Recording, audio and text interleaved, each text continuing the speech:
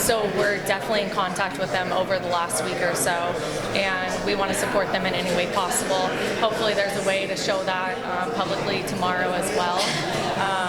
But we have really just tried to be there in support of them in any way, because we know just the burden that is carried through with our players, the U.S. players, as we're going through the lawsuit and the fight with U.S. Soccer and deciding whether to strike or not, or how to protest, or when to protest, or and whether we would get support from the fans and from our country. And so I think Canada's going through it all while still trying to do their job and play soccer at the highest level. And so any way we can support them and try to ease their minds in any way so they can focus on the game and kind of be that fierce rivalry on the field is what we want. Alex. Is there, obviously you can't know the particulars of what Canada's doing, but is there kind of a sense of exasperation, like, here we go again, how much we could be accomplished if we could spend all our brain power on just playing soccer? Yeah, imagine we could just do our job. That would be so nice.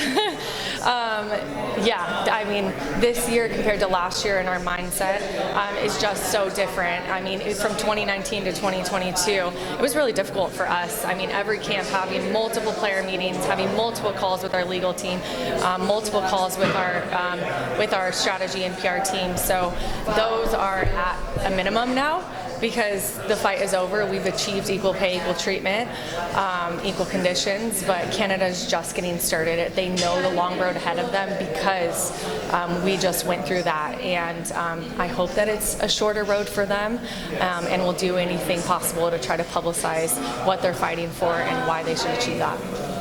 It seems like every time there's an accomplishment, fighting for equal recognition, another team will just want that much more. So in some ways it feels like teams collectively are building toward equality, and I'm just wondering if you think we'll ever have a time now where there will not be something to fight for. Will we ever be able to separate social justice initiatives from soccer?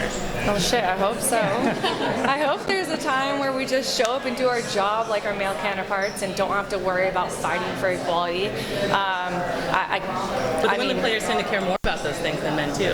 Well, men are kind of just given a lot more than women usually in the workplace, and I think there's just an inheritance on the male side, and we're not seeing that just in sports. I mean, with women in all workplaces, it's incredibly harder to make it to the top, to be a C-level executive.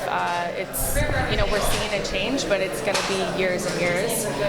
I just hope that we continue to see progress. When you look at this tournament on the field, you're close to World Cup again.